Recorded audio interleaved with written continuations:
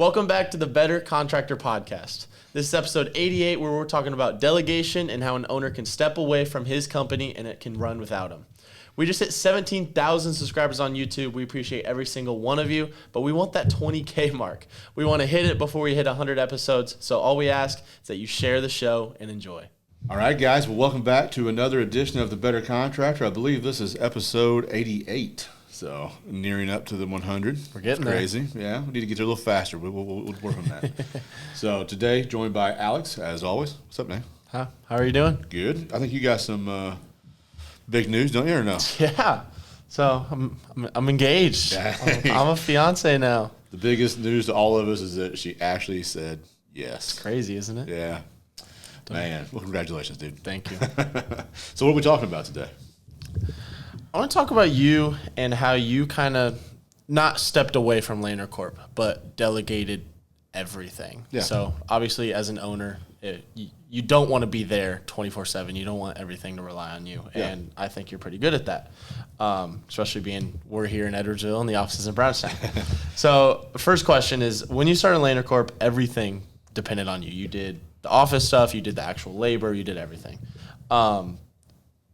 What point did you realize that if the business was always dependent on you, it would never truly grow? So luckily realized that pretty early on. Mm-hmm. Also, I would probably say to answer that question, I'd almost kind of look at it as there's two different types of ownership, especially in like contracting world. So you're going to have some contractors that want to just really be like a solopreneur. So they want to have like their truck, their tools, they want to go out and do the work. They don't necessarily want a crew, and I think that's fine. I think there will always be room for those. But then you have some that I believe start it and be like, you know what, I think I want more out of this. And again, that's not, saying anything negative about the first option, but you just have two. There's two options really. And I think if you're going to do option two, I think you have to realize early on that you can't do it all. And if you want to scale and grow, you're going to have to put the right people in places, and you're going to have to actually step back and let people run those different departments.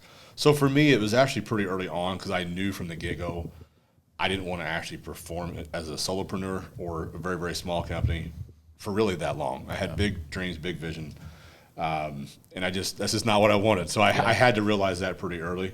But for me, if I was doing this right now at 44 years old, I would have probably put a little bit more attention into being very cognizantly aware of this is a system, this is a process, and writing this stuff down and doing it that way. Back then, I literally would ask myself, okay, we've grown enough. I need to give something up. I'm doing literally, everybody always talks about like 60, 70, 80 hours a week. Most people don't actually do it. There's a period of time that you will do it if you're serious about this, and this was then.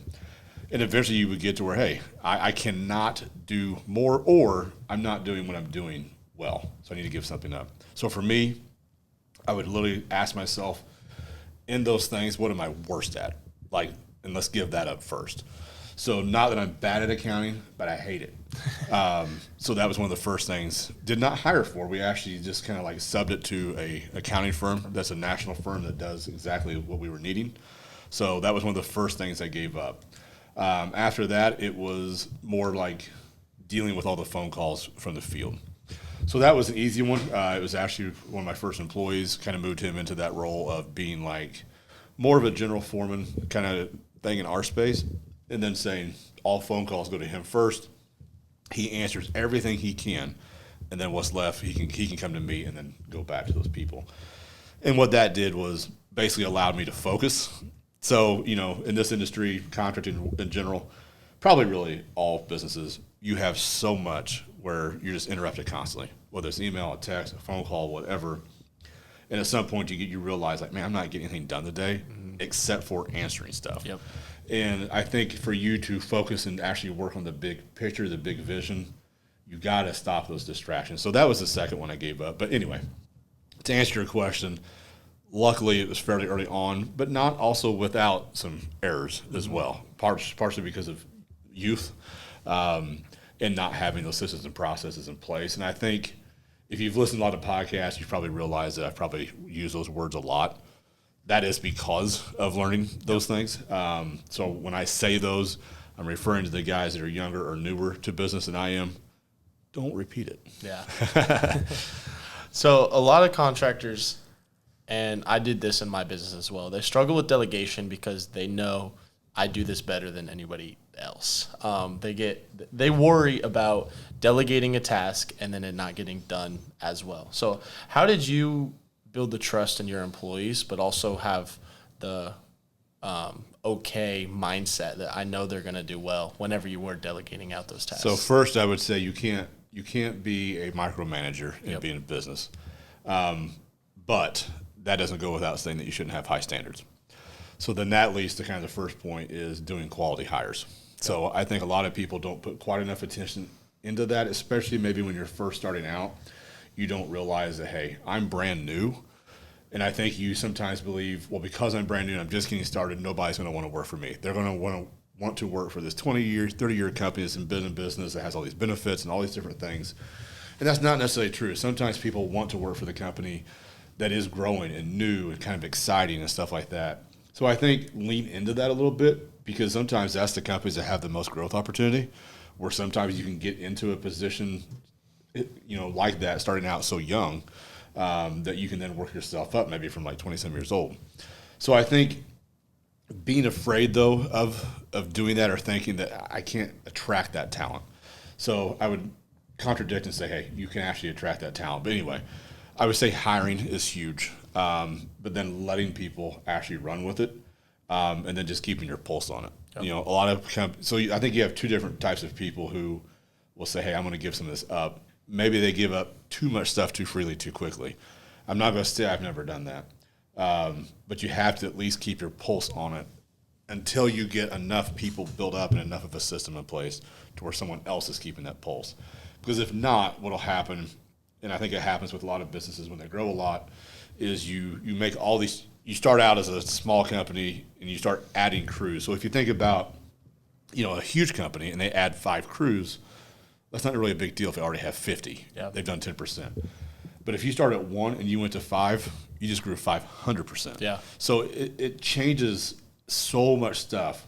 And I think the last part of that would be, make sure if you're giving up accounting. So I would encourage you for like the last few months of you giving that up, that you're going through and you're just writing down everything that you're doing that comes natural to you because you just know that needs to be done. But go ahead and start asking yourself, okay, today what am I doing? If I just hired somebody, will they know, hey, this is what needs to be done today, or do I need to write this down and actually put it in their job description?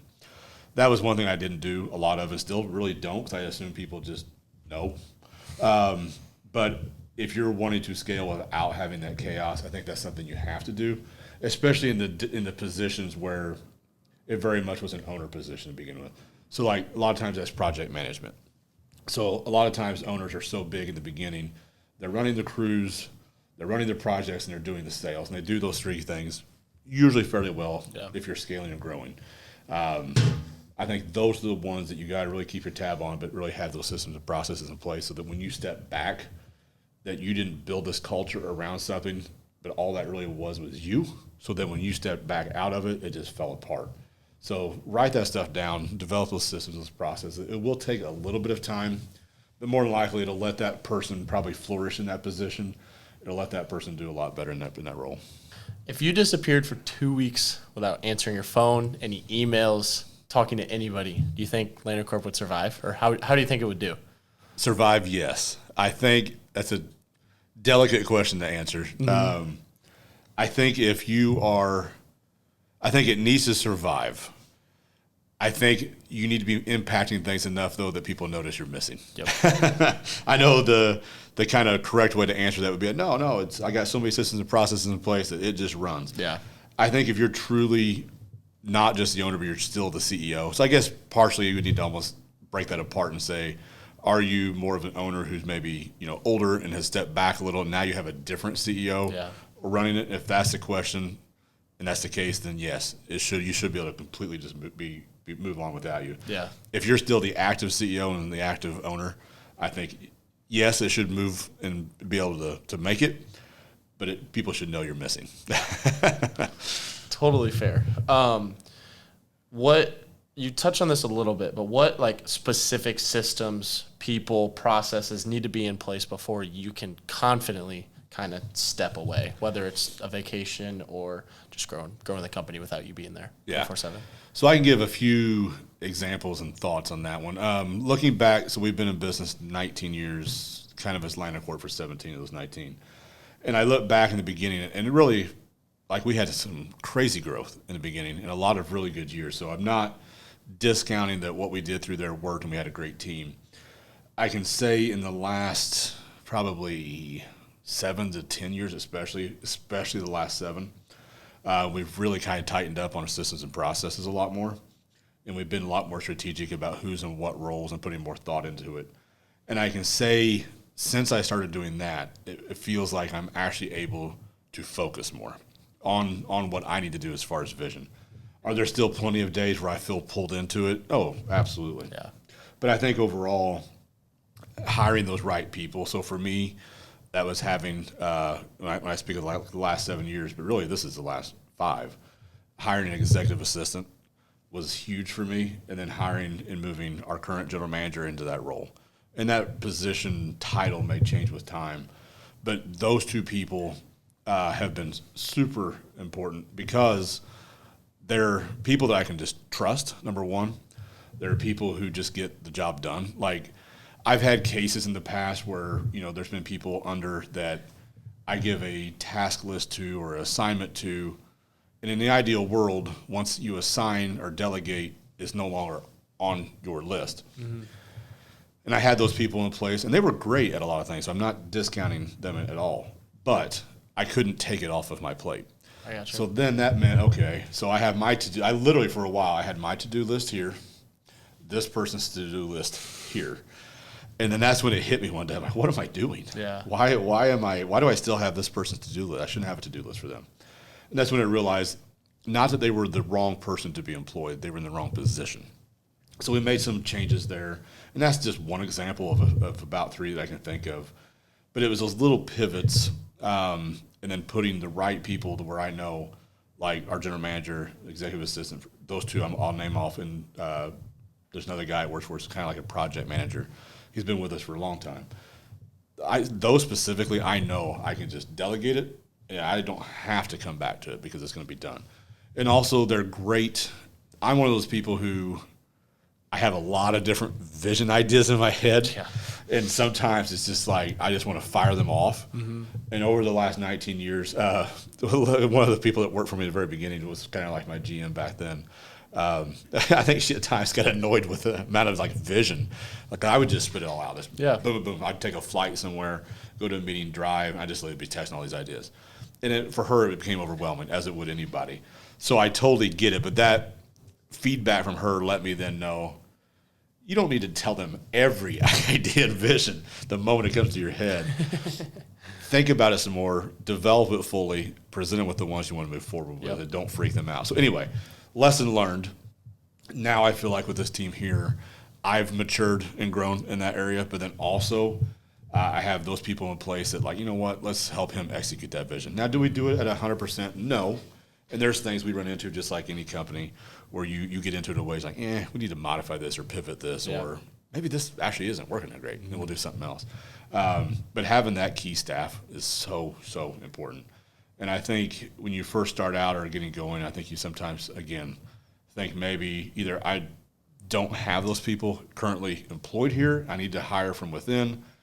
And to that, I would say don't be afraid to put it out there. You never know who may actually apply that would be awesome for you guys. Exactly. So don't be afraid to put that out there. Try. A lot of the ones with our staff currently, probably 75% were external hires, actually, in the like upper management staff. Yeah. And so far it's worked out great. Now some are internal, and they've worked out great as well. So, but you got to know, your team, know their strengths. You're going to have some people that you think, hey, this person's been with me a decade. I should naturally be able to move them into this project manager route. That may not be the case. No, they may be happy where they're at, number one, and they may not want that responsibility, and they may not excel at it. So you may be promoting someone from within into a position that they're ultimately going to fail at, and now you lose that person. Yeah. And now you don't have that good foreman or whatever they were before. Mm-hmm. So I think really knowing your team and their strengths. I know there's some different things after, like Strengths Finder was an older personality thing where it kind of pinpoints okay, Alex is good at follow through or being given a task, or this person's good at just giving them a vague idea and they just go execute it around. Really getting to know your team and knowing, hey, this is what this person's good at. This is the type of positions they would excel at. I think that's key too. It's totally fair. If you had to start over today, what would you prioritize first to build a company that can eventually kind of run on its own? Not to overly use systems, but definitely that. I think the world's changed a lot too. So right now, in the past year and a half, we've been working on a custom, it's like an open ERP type software. That existed when we started, but not to this level. Apps were on the scene when we started, but absolutely not to this level. I think if you're listening today and this is where you are today, I think you have a huge advantage in that technology is completely your friend now. Mm-hmm. And it was almost there when we started, but it was nowhere near where it's at. I would take full advantage of technology now. Yeah. It is 100% going to be your friend. For the most part, there is an app, a software that will handle whatever issues you're having as far as a system or a process that can automate so much stuff. And I think that's going to be the key to starting out and having some of those things that are more, I don't want to say redundant, but, consistent. So, I did this position for a while, and then I hired this person to do it. Does that look like a completely different department now? Or is there similarities that they then improved upon? That's what you want. You don't want the company to feel like it's completely, unless the company was trash in the beginning. But if the company was decent in the beginning and people used you because they loved the owner, they loved the quality, they loved, the culture that you had, you want to leave those important things in place, but you want to hire and then let that person improve upon the basics that you already built. Exactly. So, but again, and that part goes back to hiring. Mm-hmm. And I think a lot of people are guilty of being too, I don't want to say lazy, not putting enough thought into hiring. And sometimes it's just because you really need that position filled and you need it filled now. You're desperate. You have to take some of this off your plate, or maybe someone quit and you're filling that position. But sometimes you're desperate and you hire desperate, and I would caution against doing that, especially. It makes sense. You touched on culture a little bit, and I think that's huge because for people to want to work for you and want to do the tasks given, they have to like where they work. And so culture is a big one. Yeah. Well, that's everything I had for you, unless there's anything you need to add to it. That's all I can think of, man. I think if you're in that position, I think just be very aware of the challenges, but don't just act to be acting. I think a lot of entrepreneurs, you just want to keep that ball moving forward, and I totally get that. But I can also say sometimes you just need to take a step back and just ask yourself, hey, is what I'm getting ready to do, is it the best step forward? What can I do to make this better? And I think as long as you're thinking long-term and you're looking ahead 5, 10, 15 years and you're keeping that overall vision in mind and in check, and then whatever you're doing today needs to help meet that vision, I think you'll be fine. But I just don't overthink it, but also think about it before you do it. For sure. For sure. Well, if you've watched the podcast, you know what I'm about to say. We have a Facebook group called the Better Contractor, and there's now 3,200 contractors in there that just try to get better every single day, whether it's asking questions, answering questions, or flexing your job sites, whatever you want to do. That's a great group for networking, for whatever you want it to be. So join the Better Contractor Facebook group. We also just hit 17,000 subscribers on YouTube on this podcast. So thank you to all 17,000 of you. We're on the road to 20K. See if we can hit that before episode 100. So Thank you for tuning in. We'll see you later. We'll hit it by you guys recommending it. So do it. There you go.